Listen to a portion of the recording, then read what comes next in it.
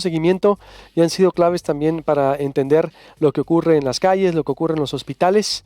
Y me refiero al doctor Alan Soto, infectólogo. Buenos días, doctor, bienvenido. ¿Cómo está? Hola, buenos días. Gusto Y saludar. felicidades, creo que cumples años, ¿no? Sí, hombre, ¿cómo ves?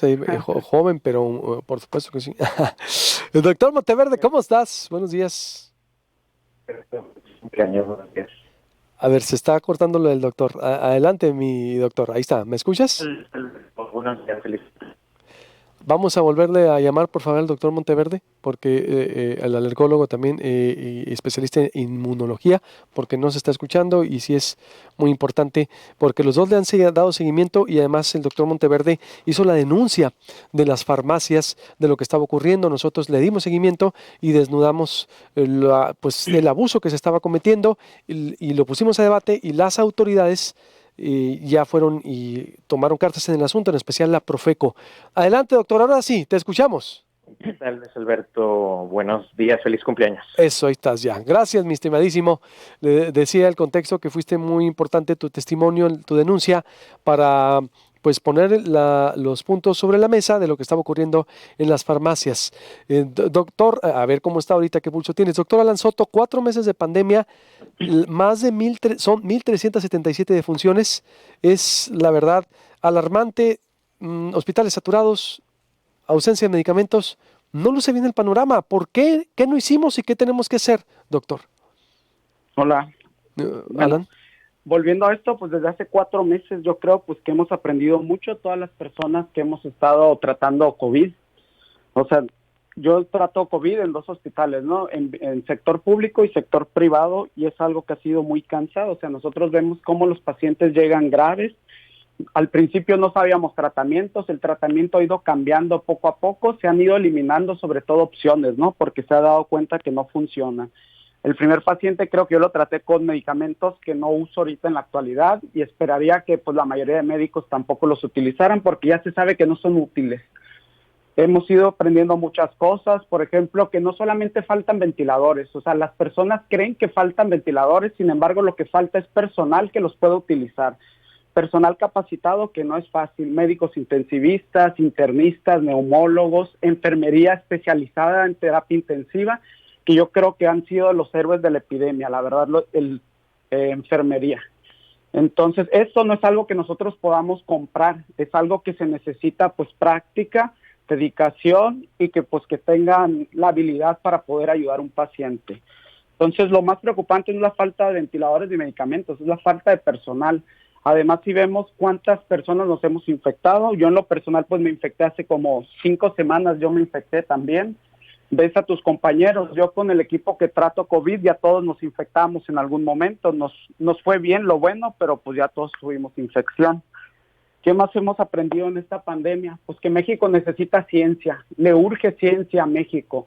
No es posible que haya médicos dando muchísimos antibióticos, medicamentos que pues no tienen utilidad científica, sobre todo en una enfermedad que si yo te digo que de 100 personas, 85 se van a curar con mentas, ¿tú qué opinarías de eso? Tienes muy buena tasa de éxito si das 6 medicamentos. Sin embargo, yo que veo mucho paciente hospitalizado, yo todos los días llegan los pacientes hospitalizados con estos 6 medicamentos y de todos modos progresan. ¿Por qué? Porque no hay nada que pueda parar la progresión. Yo quisiera que existiera una pastilla que yo le diera a alguien y pues dijera, ¿sabes qué? Ya no te va a progresar.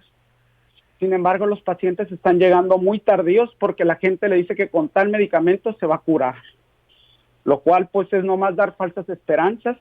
Y sobre un México mágico donde quieren curarte con una pastilla, pues la gente decide creerle a estas personas. Entonces yo creo que a México le urge ciencia. No hay país que haya estado preparado, si hay que hacer énfasis en eso también, pero si invertimos en ciencias, si invertimos en medicina, si invertimos en medicina, en salud, otro país, otro panorama tuviéramos también. En cultura de la salud, en estar bien, a mucha gente ahorita la está viendo mal por el sobrepeso, por hipertensión, por la diabetes, por fumar, por factores de riesgo que nadie vio venir y que dijeron, es que así somos los sonorenses, es que pues, somos gorditos, nos gusta la carne asada, pisteamos mucho, qué padre, qué chingón. ¡No! Todo esto está afectando muchísimo y falta hacer más conciencia y ojalá que nos haya caído el 20 de el estilo de vida que tenemos que cambiar. Doctor Monteverde, ¿qué falló y qué debe de ocurrir para que salgamos de esto? Sí, como comentaba Luis Alberto, efectivamente un país estaba preparado. México, A ver, nuestros servicios. doctor, discúlpame, no sé por qué te está fallando otra vez, no sé si es donde estés o no sé si estés en un elevador, parece como si estuviera en un elevador Se oye raro. ¿mande? ¿No se escucha bien? No, se corta cuando estás hablando y es muy importante. A ver, ahora sí, adelante, doctor. Adelante. Ah, bueno, sí. Decía que un país estaba preparado, ¿no? Para una pandemia de este tipo, pues México. No, no, doctor. No, a ver, volvámonos por favor a llamar al doctor Monteverde porque es muy importante lo que está diciendo. ¿Qué tendría que cambiar? Te pregunto de nuevo, Alan Soto me dice, sí, ciencia, pero ¿y cómo le hacemos para la política pública para que la gente esté más consciente de su salud, doctor? Bueno, políticas públicas, esto la verdad, así como dices, yo creo que a Sonora nos ha ido mal actualmente, pues por problemas de obesidad. O sea, yo veo los pacientes jóvenes hospitalizados que se complican son por obesidad, sobre todo obesidad mórbida, ¿no? Entonces, este tipo de pacientes, pues posterior a esto, pues hay que empezar ahora sí a hacer dieta, cambiar los estilos de hábito de vida de los sonorenses, ¿no? Y inclusive de todo México, porque somos uno de los países más obesos del país. ¿Qué otras cosas nos han estado complicando? Pues digamos, personas con enfermedad renal crónica terminal, ¿no? Esto es secundario muchas veces a diabetes y también por ende se están complicando y están falleciendo. En verdad no hay nada, o sea, ahorita volviendo a lo de los medicamentos, no hay nada que se pueda dar. Lo que yo le recomiendo a la gente es que se compre un oxímetro de pulso en el momento que tenga el inicio de síntomas y más o menos estar vigilando entre el día 7 y el día 12. Si la saturación baja de 90, esa persona requiere hospitalizarse, porque las personas nos están llegando muy avanzadas, ya aproximadamente 3, 4 días con falta de aire en su casa. Esto que hace que la persona, en vez de que yo la pueda recibir en la fase de citocinas, que es la fase inflamatoria que complica a los pacientes, me lleguen ya muy tardíos y en vez de llegar saturando 88, 80, me lleguen pacientes saturando entre 40 y 50 y este es el tipo de paciente que se muere. Llegan muy tardíos, o sea, tienen múltiples tratamientos en su casa, los cuales a verdad de que no tienen eficacia son muy caros. El otro día un paciente me dijo que a él preventivamente un médico le dio a él, a su esposa y otra persona que vive en su casa, 6 medicamentos a cada uno, les realizó pruebas y me dice, bueno, me gasté 12,000 pesos y no tuvo nada de utilidad, dice, o sea, ni siquiera tuve nada, o sea, entonces son cosas de esto. No es de que, y si funciona, o sea, no son así las cosas, se requieren estudios científicos que demuestren que sí funcione esto, antes de andar dando medicamentos que van a afectar a la economía sin tener un beneficio. Sí, totalmente. Doctor Monteverde, ¿estás por ahí? A ver, no está el doctor. A ver, estamos batallando con él. Entonces, Alan, eso es una parte muy importante. ¿Y qué tenemos que hacer para que bajen? Cierro contigo. ¿Qué tenemos que hacer? Porque, pues vamos a la mitad de la pandemia.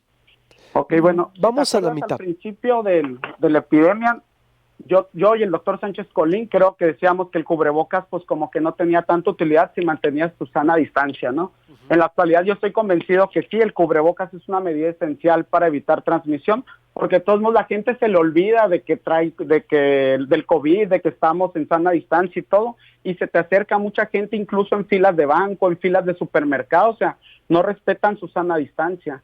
Entonces yo creo que una medida útil pues sería de hecho utilizar cubrebocas obligatorio pues en todo Hermosillo, todo el estado. Aunque no estés en un lugar cerrado. Aunque no estemos en un lugar cerrado, si va a haber gente cercana a nosotras, pues la preferencia es que sí. Y si estás en un lugar abierto, en algún parque, tú solo, y alguien se te acerca, pues es mejor traerlo en la bolsa y luego ponerte el cubrebocas. Ese sería ¿crees que si todos hacemos eso va a empezar a bajar esto? Debería de empezar a bajar. Híjola. A ver, doctor, ¿cómo ves? ¿Qué tenemos que hacer para que bajen contagios y que se supere esta situación, doctor Monteverde? Sí, como decía Luis Alberto, pues ningún país estaba preparado para la pandemia, menos México, con tantos años de abandono, décadas del servicio de salud. Entonces, actualmente vemos esta situación de incremento de los contagios porque efectivamente no se ha hecho énfasis en el uso del cubrebocas de forma pues más reiterativa, el mantener la distancia, estar a una distancia de más de 1,5 metros y el lavado de manos frecuente, que pues básicamente es lo único que puede prevenir que alguien se contagie. Entonces, hemos sido pues muy inquisitivos o más bien como muy insistentes en parar la movilidad de los automóviles cuando pues realmente los contagios no van en los autos particulares, los contagios van en sitios de conglomeración de personas. Entonces creo que si se centraran en las medidas que realmente funcionan, hiciera énfasis en eso, evitar que los camiones vayan conglomerados de gente, que no lleven cubrebocas, lejos de parar el transporte público, al contrario, tener una mayor oferta de transporte público para que vayan pocos pasajeros en los camiones, permitir más horas, al contrario, en que la gente pueda ir y hacer sus actividades como la adquisición de compras de primera necesidad, el ir a los bancos, abrir más cajas, es decir, ofrecer más horarios para dispersar a la gente en vez de concentrarlos en poquitos horarios. Yo creo que eso ayudaría mucho. Hay que recordar que la transmisión es de persona a persona. Entonces, entre más juntemos a la gente, más contagios tenemos. Entre más la separemos, menos contagios vamos a tener. Eso es también sumamente importante, que las autoridades tengan más transporte, más opciones en los bancos también, por ejemplo, ¿no? Más opciones u otras formas de organizar a la gente, más cajas abiertas en los supermercados, eso es importante también, doctor. Conclusión, Alan Soto, algo más que desees agregar rumbo para cómo bajar contagios, porque ya sabemos la situación. Pues las medidas de contagio creo que siempre son las mismas, tal vez lo único que se agregó pues fue el uso de cubrebocas. Entonces, pues es mantener la sana distancia. Si vas a trabajar, pues digamos en espacios de 2 metros. Nosotros no hemos tenido reapertura económica de bares, restaurantes, gimnasios, que es un riesgo de brote, ¿no? Si no se toman las medidas adecuadas. Entonces yo creo que nosotros pues vamos tal vez no tan bien últimamente. La verdad, Hermosillo empezó muy bien, pero siento que la gente se le olvidó y ya tiene como 2 meses que hubo el tráfico normal, ¿no? Totalmente. Y además, tú, hay que decirlo, mi estimado, lo estuviste diciendo desde el principio, esto va a durar mínimo 2 años. Y sí, Pues, mínimo 2 años, y yo no sé por qué no nos dijeron eso, pero esto iba a durar mínimo 2 años y así fue, mi estimado ok, doctor. bueno, todavía no dure, ojalá dure menos si yo me equivoque, ¿no? Yo quiero ya que llegue una vacuna, pero no se ve todavía para cuándo va a llegar. Si bien un laboratorio se comprometió para octubre, en lo que van los estudios clínicos y otras vacunas, yo creo que no va a haber vacuna antes de que termine el año. ¿No va a haber? Yo creo que no. Uf, ahí está, para que vea. Bien, pues te agradezco mucho y vamos a ver si la hacemos los viernes o los miércoles la mesa COVID fija. Bueno, te consultamos para hacerla fija. Gracias, doctor. Saludos. Conclusión, doctor Monteverde, porque entre que entrabas y no entrabas, perdimos ahí un tiempo importante, pero es muy, por supuesto, importante tu conclusión. ¿Qué vamos a hacer para que baje esto? ¿Qué tenemos que hacer? Alberto, yo también coincido en que esto va para largo. Inclusive aunque tengamos vacuna y aunque haya vacuna en México, se requiere vacunar casi el 80% de la población para poder estar con inmunidad de rebaño.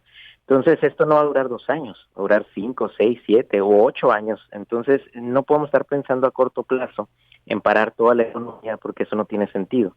Más bien lo que tendríamos que pensar es cómo reactivar la economía junto con las medidas de protección, es decir, reactivar la economía junto con el distanciamiento social, junto con el uso del cubrebocas obligatorio y junto con el uso de la sana distancia, en todos los rubros, porque si no esto va a tronar antes muchos otros procesos que dependen también, los suministros médicos dependen de la actividad económica. Entonces tú paras la actividad económica y al rato ya no vamos a tener ni guantes, ni cubrebocas, ni sábanas, ni camas para los pacientes, ni llantas para las ambulancias que trasladan. Es decir, esto es una cadena. Entonces hay que tener mucho cuidado con ese tipo de medidas tan draconianas porque no pueden durar mucho tiempo. Rompen una economía y finalmente terminas afectando a la salud. Lo que hay que hacer es reactivarnos, pero hay que reactivarnos con protocolos. De acuerdo. ¿Para cuándo crees tú? Yo creo que la reactivación económica debería ser ya, en este momento. Es más, debió haber sido ayer. No va peleada, y eso es lo que como que todavía no captan. La reactivación económica no va peleada con las medidas de distanciamiento social, el uso del cubrebocas y el lavado de manos frecuentes. Lo que hay que hacer es adaptarnos, adaptar cada empresa, cada comercio, cada giro Hay que adaptarse a esas tres cosas y en ese momento reabrir, porque esto ya no va a parar, es algo que va a durar mucho tiempo, inclusive teniendo vacunas. No va a haber acceso para todo el mundo al inicio, va a tardar en que toda la gente se le empiece a poner. Es un proceso que es lento, o sea, para empezar, que se comercialice, y segundo, para aplicarla. O sea, no es, aunque ya hubiera vacuna ahorita en México, la pandemia seguiría igual. Va a llevar, después de un tiempo en que se empiecen a vacunar mucha gente, es cuando empezaremos a ver apenas una disminución en los contagios. Hay mucho que se puede hacer por COVID, coincido con el doctor, lo que yo hacía en enero no es lo que hago ahora. Faltan muchos estudios para muchos medicamentos, pero eso no quiere decir que no sirvan, porque no tenemos estudios que avalen que sirvan y tampoco hay muchos que avalen que no sirvan. Entonces todavía está ahí muy controvertido el manejo y sin embargo hay mucho que se puede hacer. Sí llegan muy mal muchos pacientes porque se toman algunos medicamentos de fase 1, pero no los acompañan los médicos a la fase 2. Todos los pacientes hacen las 3 fases. Y si tú nada más le das un medicamento pensando que con eso se va a curar el paciente, pues no. El paciente tiene 3 fases y hay que acompañarle al paciente en las 3 fases para evitar que se complique. Muy bien. Pues muchas gracias, doctor. Te agradezco mucho como siempre y estamos ahí dándote lata. Gracias. De nada, Luis Alberto, que esté bien, hasta luego. Igualmente. Sergio Anaya, ¿qué pasa allá en Cajeme?